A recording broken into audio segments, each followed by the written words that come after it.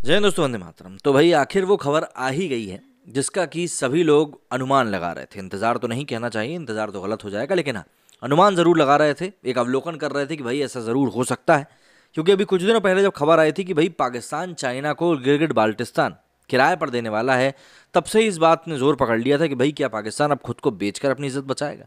तो भाई ऐसे में अब ये खबर आ रही कि भाई पाकिस्तान बिकने के लिए तैयार है। अब इसका खरीदार कौन है और क्या हालात इस समय पाकिस्तान में जिस कारण से कि वो बिकने को तैयार हो गया है, उसी बारे में हम चर्चा करेंगे इस वीडियो में। कंगाल हो चुका पाकिस्तान अब अपनी संपत्तियों को दूसरे देशों को बेचने की तैयारी कर रहा है। पाकिस्तान के अखबार द एक्सप्रेस ट्रिब्यून में छवि खबर के मुताबिक पाकिस्तान की शहबाज शरीफ सरकार ने शनिवार को एक अध्यादेश इस बारे में तैयार कराया है। इस अध्यादेश को राष्ट्रपति आरिफ अलवी को भेजा गया है। अलवी के दस्तखत करते ही शरीफ सरकार विदेश और देश में पाकिस्तान की सरकारी संपत्तियों को बेचने की कवायद शुरू करने वाली है। संपत्ति को बेचने के लिए नियामक जांच का प्रावधान खत्म किया जा रहा है। बता दें कि पाकिस्तान का रुपया बीते हफ्ते करीब 8.3% और गिरा है और उसके पास खजाने में विदेशी मुद्रा भी सिर्फ नाम मात्र की बची है। इससे पहले अंतर्राष्ट्रीय मुद्रा कोष IMF ने पाकिस्तान को मदद देने के लिए शर्त रखी थी कि उसके मामले को बोर्ड के सामने उस वक्त तक नहीं लाया जा सकता जब तक कि पाकिस्तान अपने मित्र देशों से लिया गया कर्जे को खत्म नहीं कर देता और इसके लिए $4 अरब की व्यवस्था नहीं कर लेता। पाकिस्तान ने इस शर्त से रजामंदी जताई थी, जिसके बाद IMF ने उसे करीब 1.17 अरब अमेरिकी डॉलर की मदद का समझौता किया था। लेकिन अब देश की संपत्तियां बेचने के लिए शहबाज शरीफ सरकार ने जो अध्यादेश तैयार किया है उसमें मतलब जो चीज़ें बताई गई हैं उनके मुताबिक इनकी बिक्री के खिलाफ कोर्ट में भी कोई अर्जी नहीं दी जा सकेगी। मतलब इसके खिलाफ कोई खड़ा ही नहीं हो सकेगा।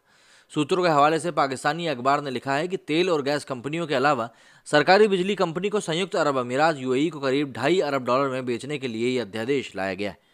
अध्यादेश के तहत प्रांतों की सरकारों को भी केंद्र की सरकारी जमीन अधिग्रहण करने के लिए सीधे निर्देश दे सकती है। पाकिस्तान के बैंकों में UAE इससे पहले मई में नकदी जमा करने से इनकार कर चुका है और अपने लिए सरकारी कंपनियों को खरीदने का रास्ता खोलने के लिए कहा था। पाकिस्तान में इस समय जो हालात बने हुए हैं, सीधी सी बात है, कई सारी चीज़ें हैं जो कि पाकिस्तान को इस समय समझनी होंगी। और अगर पाकिस्तान ने समय रहते अपने देश की वो समस्याएं नहीं समझी जो कि उसके देश के लिए दीमक साबित हो रही हैं, कहीं ना कहीं पाकिस्तान को मिटने में समय नहीं लगेगा। श्रीलंका में जो हालात हैं वो एक बहुत बड़ा एग्जाम्पल है कि किस तरीके से जब सियासतदान कुछ गलत नतीजे ले लेते हैं, कुछ गलत फैसले ले लेते हैं, तो कहीं ना कहीं उसका खामियाजा पूरे देश को और उसकी जनता को भुगतना पड़ता है। श्रीलंका में भी ठीक वही हुआ था। जो लोन एक समय श्रीलंका के राजनेताओं को काफ़ी अच्छा और काफ़ी सस्ता लग रहा था, जो उन्होंने चाइना से लिया था, वही सस्ता लोन एक समय उनके गले की हड्डी बन गया और आखिर में उनकी सरकार को अपनी जगह गंवानी पड़ी और तभी वो सब चीज़ें खत्म हो पाई। लेकिन वो मुश्किल वहाँ की आम जन के लिए आज भी बदस्तूर जारी है और इसीलिए श्रीलंका में जो इकोनॉमिक क्राइसिस आया हुआ है वो खत्म होने का नाम नहीं ले रहा। अब देखिए जिस तरीके से भी चीज़ें फोल्ड आउट होंगी, ये चीज़ तो समझ में आ ही गई है कि भाई पाकिस्तान की इकोनॉमिक हालत अभी ठीक नहीं है और शायद दबे कदमों से ही सही, टेबल के नीचे से ही सही, लेकिन श्रीलंका जैसी हालत में पाकिस्तान का जाना अगर होता भी है तो उसके लिए बहुत बड़ा कारण चाइना होगा। चाइना ने जिस तरीके से कई सारे अफ्रीकी देशों को भी अपने कर्ज के जाल में उलझा के रखा हुआ है, वो बताने के लिए काफ़ी है कि उनकी मानसिकता क्या है। हालांकि अभी पिछले कुछ दिनों में चाइना की खुद की इकोनॉमी भी काफ़ी ज़्यादा चरमरा गई और उनको बैंक के बाहर टैंक तैनात करने पड़ गए। मेरे स्टूडियो फिलहाल इतना ही। जय हिंद, जय भारत।